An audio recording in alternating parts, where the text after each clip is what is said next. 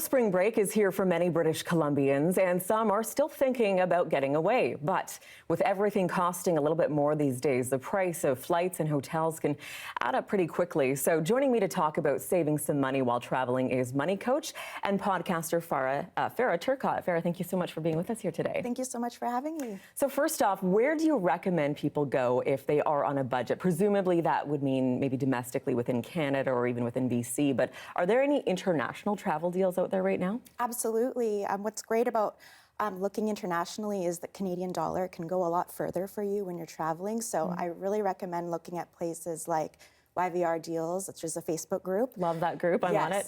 They send you email notifications. One that popped up for me today is actually going to Bangkok, Thailand for under $1,000 round trip. So definitely one of those to check out as well, and lots of Aeroplan rewards deals going on right now. Okay, good to know it's not too late. No. Some airlines we know have hiked the prices when we talk about checked baggage fees. It seems like everything now, the base airfare is cheap, but all of those add-ons add up quite quickly. How do you save on those in-transit costs? Do you have any tips on that? Well, there are a lot of credit cards, also travel credit cards, that actually cover the cost of checked baggage, which is great. So definitely look into those. And also some budget airlines as well are even charging for carry-on. So make sure you're reading the fine print before you're booking those flights, because that could add up very quickly for a large group or family. And so make sure you get those credit cards that have those ability to cover the cost of baggage, and pack light, roll everything you can up, and travel light for sure. Carry-ons are our friends. I've learned that much. Yes. Choosing accommodation can be a struggle, and I know you talked about traveling in large groups. If you've got a big family or going with friends, what should people look for when you are traveling with a group?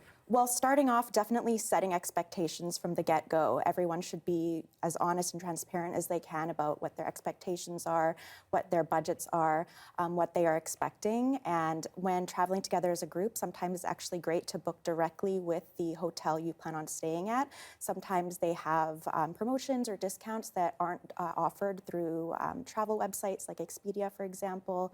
And also looking for accommodation that may have kitchenettes, kitchens. That way you could save costs on groceries together, and making sure that we're having a travel sinking fund prepared ahead of time so that we can allocate funds on an ongoing basis, as opposed to worrying about the costs right up until the point of the trip when you're scrambling and then you're panicking. Where is the money going to come from right before? So start early.